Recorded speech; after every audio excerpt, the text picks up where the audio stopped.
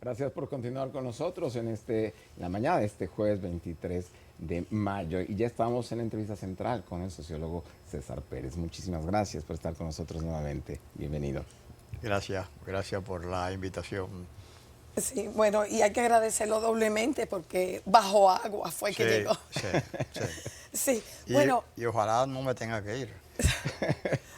Bueno, así es. estamos esperando lluvias, pero más que las lluvias, el caos que provocan Sí, las sí. lluvias aquí en Sí, esta sí. zona. Bueno, a propósito, hemos estado aquí hablando de las reformas. Entonces, sería muy útil saber cuál es la opinión de César Pérez, un sociólogo con un aval de experiencia y conocimiento sobre la historia política del país, sobre cuál considera César Pérez que son las reformas que el presidente Abinader y la clase política en general deberían acometer.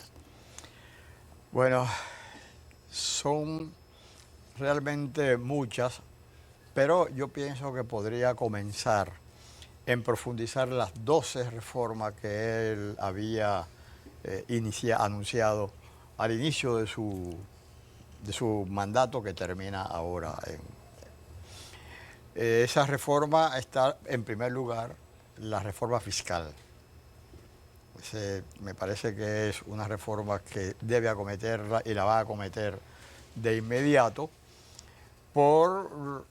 porque el Estado necesita, el gobierno necesita recursos, necesita más recursos, porque no puede seguir solventando muchas necesidades y muchas urgencias del gobierno a través de préstamos, por lo cual debe identificar esos recursos aquí, en nuestro país, eh, haciendo que la carga tributaria fundamental recaiga sobre los sectores que más pueden, sobre los sectores que más dinero eh, obtienen a través de las actividades productivas.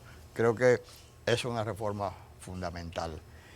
Luego está la reforma política, la reforma en el plano político, reforma electoral, la reforma laboral, el código laboral, tenemos un código laboral todavía con muchas dificultades, con pocos reconocimientos de derechos laborales. Pienso que una reforma importante es terminar definitivamente con los subsidios, transformando lo que son todo lo que es el aparato productivo energético. Eso me parece que es fundamental porque no se puede continuar con el subsidio. Creo que también en términos de políticas sociales, hacer una reforma en el sistema de salud a profundidad, insistir en que esta reforma policial finalmente salga de manera más efectiva o más ostensible, que la gente la vea con más claridad y, bueno, haciéndola más efectiva en breve, ¿no? Creo que habrá que hacer una reforma política en el sentido de reducir la cantidad de legisladores, posiblemente tratar de ir hacia un sistema unicameral. Son reformas que son Sí, imprescindibles porque el gasto en eso es importante. Y creo que también hay que hacer una reforma, que esa reforma no se habla mucho, una reforma en lo que es las políticas sobre el territorio, la política urbana. Hay esta política de ordenamiento territorial, pero también creo que hay que reorientar o hay que profundizar esa política de ordenamiento territorial a través de lo que son políticas de mayor impacto en el territorio, que es política de mayor atención a cómo vive la gente, a la cotidianidad de la gente, que es en la ciudad. Ya tú decías al inicio que con estas lluvias las Es cosas un se caos. complican y se complican naturalmente por la inexistencia de un sistema de transporte con cierto nivel de efectividad. Y eso no puede soslayarse. seguimos pensando que podemos hacer grandes transformaciones económicas sin hacer grandes inversiones en el sitio donde vive la gente, en la ciudad. César, antes de continuar con las reformas que son muy importantes, hoy amanecimos con la información de que el presidente se reunirá con sus excontrincantes, el expresidente Fernández y Abel Martínez, muy posiblemente para hablar justamente de esas reformas. ¿Qué opina usted de este encuentro? Yo pienso que si lo hace sería muy bien para el país y hablaría muy bien de los tres. Y creo que hay una mayoría absoluta del gobierno que la puede utilizar tranquilamente. Pienso que no es bueno una dictadura de la mayoría, como tampoco, menos todavía, una dictadura de la minoría. Lo que sí debe haber un consenso, porque el consenso entre estos tres partidos hacia procesos de reforma a profundidad, pero profundizando la democracia fundamentalmente, quiere decir derechos. Eso crea un clima importante, no solamente en el ámbito político, sino en el ámbito social. O sea, que la gente interiorice que es necesario que el país se modifique, y se modifique para bien. Sí, el presidente de la Cámara de Diputados y diputado reelecto, Alfredo Pacheco, decía ayer que estaba de acuerdo con que se redujera el número de diputados. Sin embargo, algunos especialistas, y recuerdo muy bien que una de las personas que al inicio de su ejercicio como legislador habló de eso, fue el diputado José Horacio Rodríguez. José Horacio hablaba de una reforma dirigida a eliminar, dejar el Congreso con una sola Cámara, eliminando, me parece que era el Senado. Pero Pacheco lo que está hablando es de dejar intacto las dos cámaras, simplemente reduciendo el número de diputados. ¿Qué, por su experiencia, qué es lo que se estila en estos casos? En ese sentido, yo no estoy muy convencido, ni mucho menos y quizás por eso no estoy muy convencido, muy documentado sobre la conveniencia unicameral de una sola cámara. No tengo los elementos, ¿no? Okay. Muchos dicen que bien, pero yo lo que creo que sí debe haber una real representación, no una sobrerepresentación. Y en ese sentido yo pienso que una limitación de esa ultra representación que hay, no solamente en el Senado, ni en el Congreso, sino en los mismos ayuntamientos. Aquí hay ayuntamientos que tienen demasiados regidores, demasiados regidores, por lo cual en otros ayuntamientos, en otros países, con ciudades mucho más grandes, los regidores son mucho menores. Bueno, el Distrito Nacional tiene 36, me parece, 36 regidores. No, yo creo que son más. Son más. Sí, yo no me recuerdo, pero yo estoy seguro que son mucho más. Bueno, en Santo Domingo, o Sí. sea, la provincia de Santo Domingo son más. O sea, también hay una sobrerepresentación. Y naturalmente esa sobrerepresentación está dada por lo que es la rentabilidad de la política. Es por colocar compañeros en puestos. Por lo cual yo creo que sí podría considerarse la limitación de la sobrerepresentación. Ahora, si se limita en el Senado, en la Cámara de Diputados, no sería un peso muy grande de la Cámara de Senadores. O sea, habría que ver si la proporcionalidad es desequilibrada, ¿no? Entonces, yo no soy experto en eso, ni mucho menos, pero sí creo que, y eso a ojos vistas, y en comparación con otros países, la representación aquí es exagerada con relación al territorio. O sea, hay territorios tan pequeños que no requieren 4 o 5 diputados, demasiado. Sí, pero eso quizás tiene que ver con el proceso de fragmentación del territorio. También eso es por intereses políticos, muy por bien. el interés de abultar la Claro, nómina pública. Claro. O sea, hay algunas demarcaciones que son bien pequeñas con diputados de esa demarcación, que no lo tienen otras demarcaciones, incluso está más grande que esa, que no tienen esa representación.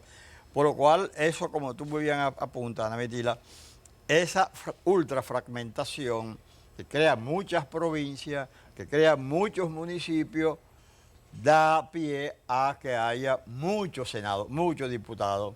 Los senadores no Es se uno por modifica, provincia, no está. no se modifica porque es uno por provincia. Sí. También muy desproporcionado, porque hay senadores que representan Sí, Pedernales. Pedernales, que 12.000, 12.000, 13.000, 12.000, 15.000 personas, y hay uno de 1 millón y pico, como el Santo Domingo, la provincia de Santo Domingo Norte. Digo, el del Gran Santo Domingo. O sea, no, la provincia de Santo Domingo. La provincia de Santo Domingo, sobre todo Sí, Santo Domingo exacto. Este, que o es sea, tan grande. exacto, o sea que tiene todos esos municipios. O sea que eso es una desproporción en cuanto a la calidad de la representación o de la objetividad de la representación. O sea, Y hablando, César, de la representación, hace 20 años, cuando se estableció el método que se utilizaría para la distribución de las curules en el Congreso, que se eligió el método de Ohm, que ha sido muy cuestionado, sobre todo por esa fragmentación que hay. Quizás funcionaba en un momento, cuando se creó en el siglo XIX, pero se ha ido fragmentando tanto aquí en el país que ya no, en lugar de privilegiar, como se esperaba, a los partidos minoritarios para que pudieran tener una representación proporcional en el Congreso, esos curules van a los partidos mayoritarios. Lo mismo ocurrió cuando se creó la figura del diputado nacional, que se buscaba que los partidos minoritarios tuvieran esa representación que les corresponde al tener votos, y resulta que tampoco está funcionando. Ahora, en estas elecciones, vemos que, por ejemplo, en el caso de José Horacio Rodríguez, tuvo 14.000 votos, la mitad de los que obtuvo Alfredo Pacheco, y sin embargo quedará fuera, mientras habrá diputados con menos de 5.000 votos. ¿Esto a dónde nos lleva? Mira, repito, esos son temas que personalmente no manejo, ¿no? Pero me parece que está la representación. O sea, para mí el método este de Ohm es el que se aproxima un poquito más a la justicia, el que se aproxima más a lo justo, ¿no? ¿Por qué? Porque va dividiendo voluntades, o sea, votos, la va dividiendo, y el que, si tú tienes 100, oye, tú tienes 100, que es 4 veces el que tenga 25. Entonces las fuerzas tuyas se van a beneficiar de esos 100. Entonces no creo que eso sea una cosa injusta. Pero perdón, César Pérez, pero lo que hemos visto es que es un sistema injusto, perdón por diferir, pero nos parece que es injusto, porque en el mismo caso de José Horacio, mira cómo quedan fuera. O sea, es un método que favorece a los partidos mayoritarios. ¿No sería más justo si simplemente los diputados, los candidatos que más votos saquen, pues vayan en orden, y se le asigna su Sí, yo pienso que curul? eso podría ser, pero si se elige el sistema proporcional, mejor, o sea, Dejó. o sea, si se elige eso, yo creo que es buscando de que no se pierda en el camino la cuota que tú tienes, incluso como partido. Ahora, yo creo que el tema no estaría ahí, no estaría en el método de la asignación de votos que da asignación de curules. Quizás que eso no esté ahí. Está en la injusticia, en lo desigual que es la campaña. La representación, la campaña misma. O sea, los recursos que se utilizan para la campaña. Eso determina que el que más recursos tiene, mayor posibilidades tiene de ser elegido. Es lo que dicen. Mucha gente dice, yo no tengo dinero para ser diputado. O sea, él no tiene dinero, él tiene legitimidad, pero no tiene dinero. En este sistema lo que prevalece naturalmente es el dinero, la inversión que se hace, en la manipulación que se hace, en la injusticia que tienen este mismo sistema de estos diputados y senadores que tienen un fondo que pagas tú, que pago yo, que paga el que no está viendo, para ellos hacer campaña. O sea, se le asigna un dinero que hacen campaña, el barrilito, el cofrecito. Claro. Todo eso son sistemas que van pervirtiendo la voluntad, la expresión real de la voluntad de la gente. Sí. Entonces yo creo que hay una reforma en ese sentido de adecentar, limitar el uso de recursos, hacer más barata la política. Eso es creo que lo esencial, porque eso va a evitar la distorsión. Pero Escúchame, si tú tienes una gran capacidad de persuasión, mejor que tú, independiente, y si tienen igual dinero, bueno, tú vas a salir. sí, pero perdón, no lo ha mencionado, pero no sería que el uso del clientelismo, aquí en la circunscripción número 1, vimos a una candidata a diputada repartiendo zapatillas deportivas, tenis, zapatos. Eso, Mientras- oye, Ana Mitira, pero eso no tiene nada que ver con el método de Hong. Entonces, por ejemplo... Escúchame, eso no tiene nada que ver. No, pero en adición al método de Hong, Está bien, pero... el uso del clientelismo. Sí, pero... En la Romana, por ejemplo, Oye. el senador electo, todos los fines de semana estaba repartiendo comida, repartiendo nevera, cama, colchones. Esas son las reformas que aquí hay que hacer en lo que es de la representación, en el orden electoral. Porque con esa forma de hacer política clientelar, con esa política basada en dar porque se tiene, o sea, tú no das si tú no tienes, ¿no? Entonces, eso es lo que hay que modificar, porque eso no tiene nada que ver con el método de Hong. O sea, como quiera, cualquier sistema que hay, si hay una posibilidad mayor de alguien de crear voluntad, ahí se va a reflejar eso, o sea, se va a reflejar el recurso y se va a seguir pervirtiendo la conciencia de la gente. Entonces, yo creo que ahí es que hay que hacer un pacto, limitar recursos en el uso de campaña, limitar la política, limitar la misma campaña, o sea, que lleguen a un acuerdo que se limite la campaña de manera efectiva, limitar la profusión de tantas propagandas, de tantos medios, de tanta la iniquidad en el uso de los medios. O sea, vamos a poner un medio, y ese medio habla, antes era un poco así, de que había un medio oficial y se utilizaba los minutos proporcionados a la gente. Entonces, hay que buscar formas de abaratar la política. O sea, nosotros tendemos, es importante esa discusión, pero yo creo que lo más importante es ir al fondo del tema.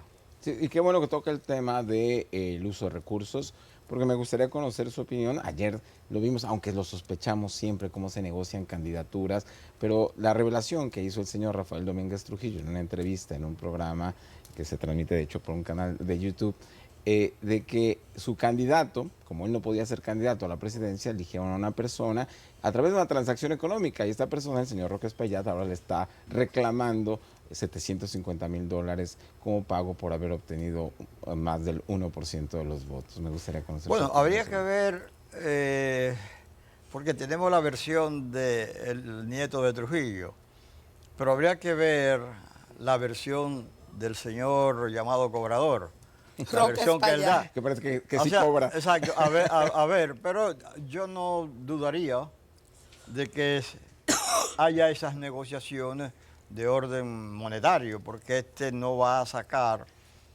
ese elemento innecesariamente. O sea, se ve que han terminado de malos términos.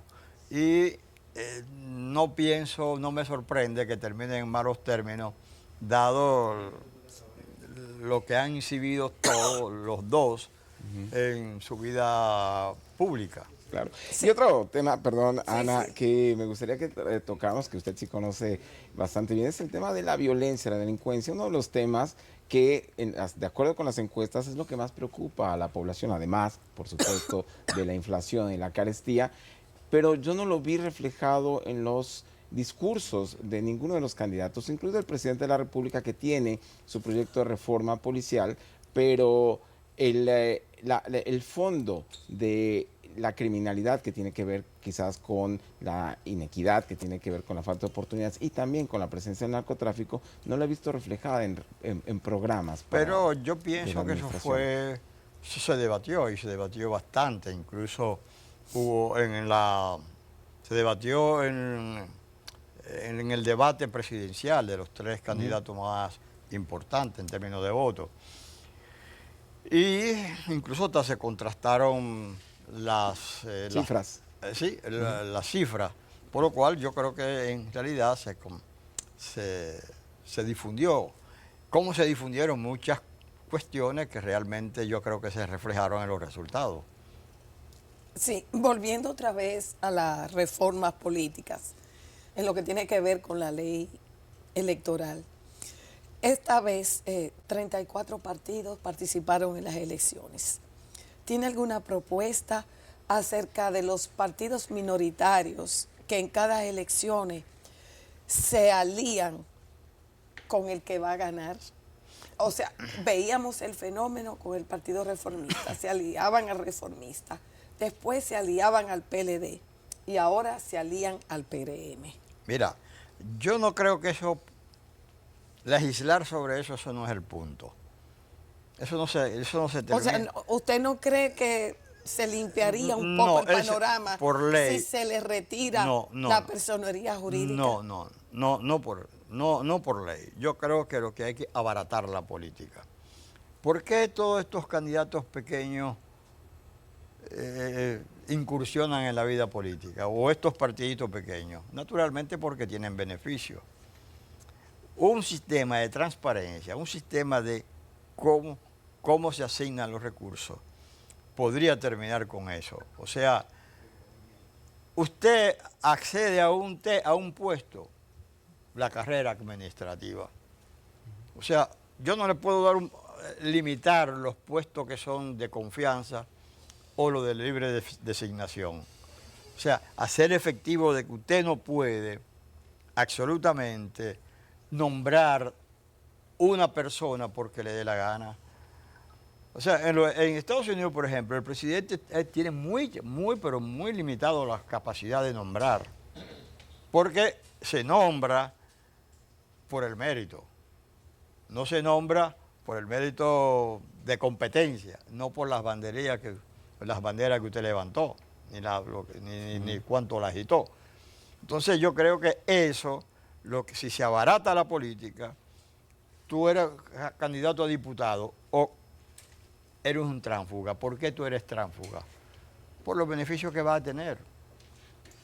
O sea, porque se te van a asignar unos recursos, porque tú vas a tener unos privilegios y se te va a asignar unos bienes y unos privilegios que son insostenibles. Por ejemplo, tú eres diputado, muy bien, 4 años te va con una pensión, que esa es otra de las cosas de las reformas que hay que hacer aquí.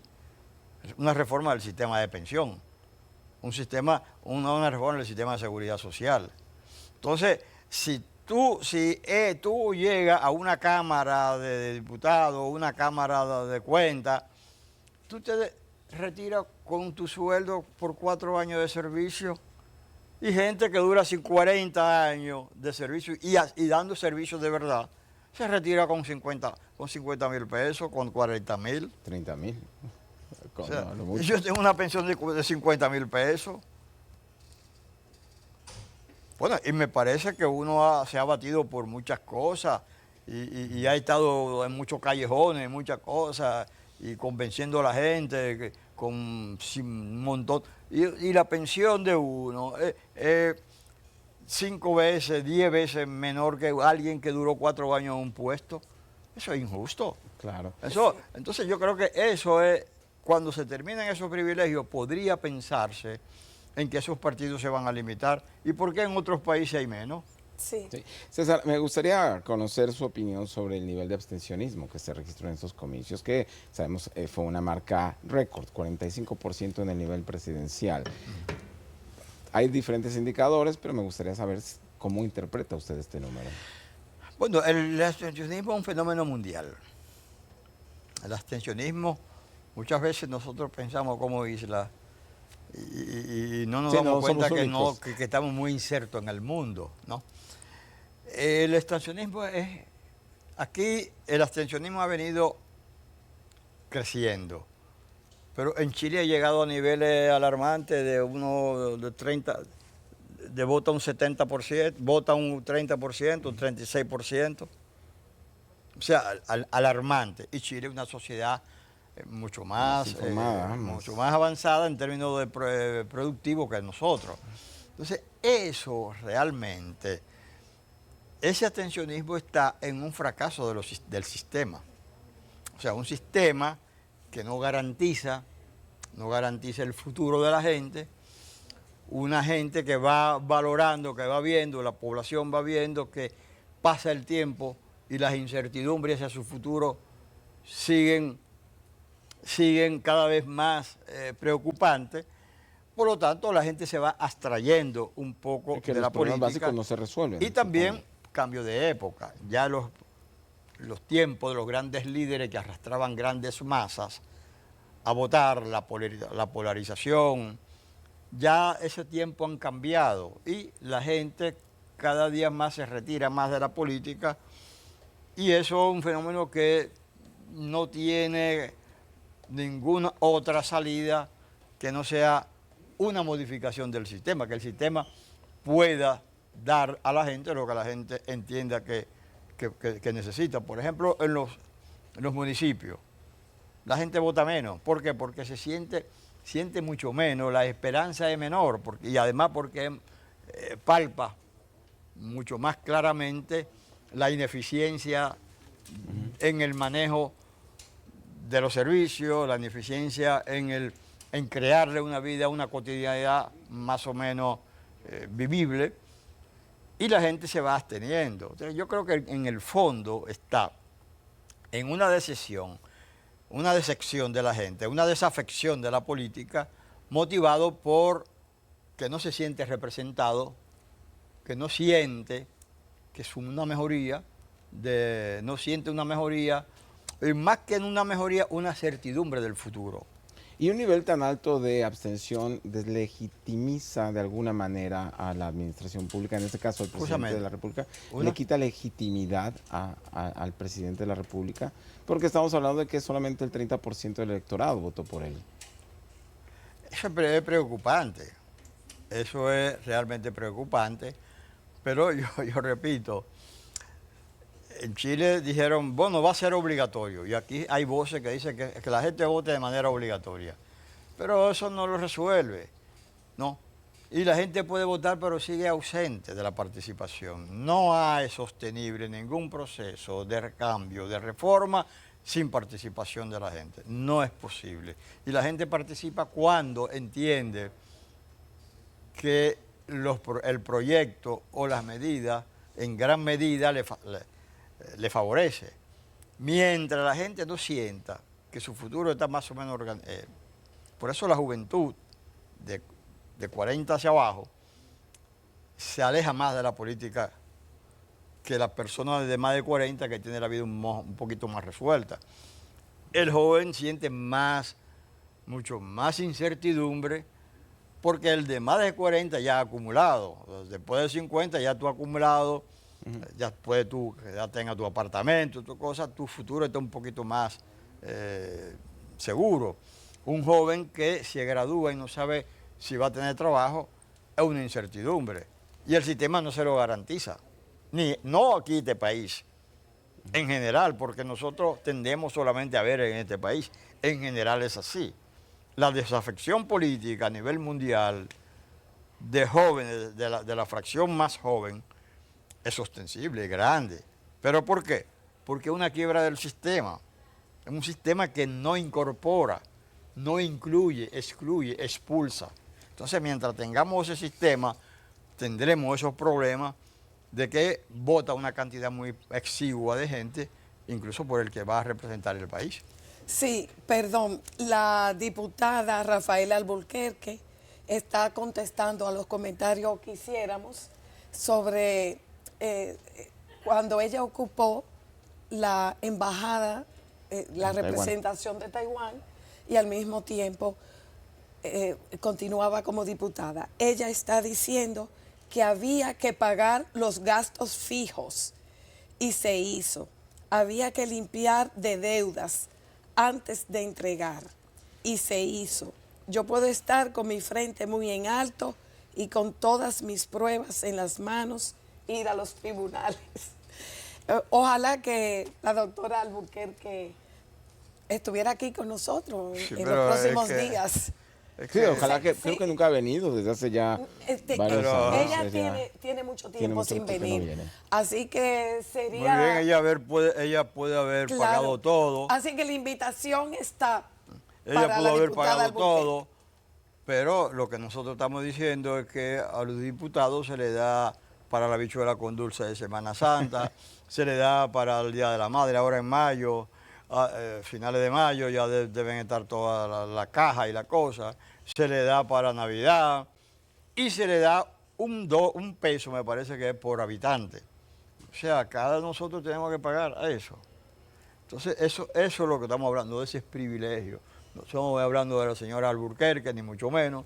No sé cómo ella ha No, Sí, es sí, que de pero forma fue en previa el segmento tocamos- anterior. Ah, en bueno. el segmento Muy bien, anterior. muy bien. No sé Recordamos cómo que ella habrá ella fue gestionado su embajadora. cosa, Sí. César, pero estoy hablando de César, privilegio. antes de que nos vayamos, me gustaría también Sí, yo preguntarle, tengo otra. claro, sobre el futuro del PLD. Ahora que estábamos hablando de esta quiebra del sistema político, el PLD, que nos gobernó durante tanto tiempo, que fue un partido enorme en su momento, heredero de la socialdemocracia, que se les olvidó que eran socialdemócratas, de pronto ahora queda en un muy lejano tercer puesto en el sistema de partidos y además sin siquiera representación en el Senado. ¿Usted cómo ves el futuro de ese partido?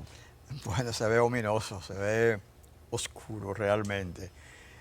Es un partido que viene en capa caída y no pienso que, que se vaya a detener ese proceso de deterioro. Ahora tiene menos posibilidades porque tiene menos representación, por lo menos en el Congreso, menos representación en los ayuntamientos, o sea, menos recursos en un partido y en un sistema donde la representación, donde los recursos son formas de cómo reproducir o cómo apuntalar la fortaleza de un partido. No tiene liderazgo visible hasta ahora, por lo cual los jóvenes que puedan venir tienen que cargar con el fardo de su pasado, de un pasado realmente cuestionable, no se pueden sentir orgullosos de su pasado, por lo cual yo creo que va a ser muy difícil. Y además, porque el Fuerza del Pueblo, yo pienso que ha tenido un desempeño bien en este proceso electoral. Que Leonel tenga cerca de un 29% es importante. Que su hijo tenga un 56% aquí en el distrito es importante. Por lo tanto, tiene con qué ir subsumiendo al PLD y a lo mejor haga una fusión en la cual el PLD quede como sigla o como sigla quede un poco subsumida en Fuerza del Pueblo. Sí. No se sabe. En ese tenor y en su calidad de sociólogo, ¿cómo explica el éxito, si se puede llamar tal, de que el partido del nieto de Trujillo, la Esperanza, partido, Esperanza del Pueblo, exactamente, que llevó al Cobrador como candidato presidencial, obtuviera más del 1%? ¿Cómo usted lo explica? Porque de los partidos minoritarios, este fue el puntero. Mira, yo oí a un presidente de una encuestadora diciendo que el éxito relativo de este Cobrador y de ese partido es porque él utilizó como campaña el tema de la corrupción. Y él decía que como utilizó el tema de la corrupción, él se sintonizó con un sentimiento que era tan general que de ese sentimiento se beneficiaba el presidente Abinader. Yo creo que eso es reducir bastante las cosas, porque el discurso de él no era solamente la corrupción. El discurso de él era un discurso que se inscribía en todo este discurso mundial De la que hay. derechización. Sí, el discurso mundial que hay sobre el tema migratorio, que hay sobre estos llamados valores pro vida. Él decía, yo voy a hacer, mis lemas son Dios, patria y familia. Ese es el discurso universal de esta internacional conservadora del mundo. Y además se iba a la frontera a buscar y a provocar y a buscar. Y su discurso fue un discurso también Fascista. sí, ultraderechista. Y eso se sintonizaba porque nosotros, no sé por qué, no aceptamos que las sociedades se mueven, y hoy día aún más, con un discurso, con discurso. O sea, las sociedades hoy día, el mundo está bastante unificado por esto, ¿tú ves? Está bastante unido. La difusión de las ideas, el tipo que está difundiendo unas ideas ahí en París, es el mismo que la está recibiendo aquí, la está difundiendo aquí. O sea, el mundo es uno en gran medida. Y se sintonizó con ese sentimiento que en gran medida también el mismo gobierno promovía. Cuando promovía Dominicanos de Pura Cepa, cuando promovía hay que buscar los ilegales, hay que deportar. Eso también, él fue beneficiado de ese discurso, yo creo. Es posible también, cuando hablaba de la corrupción, se sintonizaba con otro sentimiento conservador, contra la clase política, contra la política. No era ahora, la corrupción no solamente es política. No. La corrupción es que cuando usted tiene a alguien trabajando ahí, en un supermercado, y en ese supermercado, el que le va a llevar el paquete, que es una ventaja, por eso ahí lleva más clientes, el que le va a llevar el paquete usted no le paga, para que le pague usted, porque le llevó el paquete, oye, págale un salario base, ¿no? Eso es corrupción, eso es extorsión también. Entonces no se lo lance solamente a los políticos. Y que además la corrupción no es estrictamente del mundo de lo político, es el sistema que está corrompido, el sistema en términos muy general. César, muchísimas gracias. Un tema muy interesante y ojalá que pronto volvamos a tocarlo, porque hablar de cómo la derecha está creciendo, cómo también en el país se están viendo algunos síntomas, son muy interesantes. Muchísimas gracias, César, por haber estado con nosotros. Por el momento nos vamos con Ana Paula González, el segundo boletín informativo. Ustedes en sus casas no se vayan, porque al volver del boletín y una pausa comercial tendremos más información.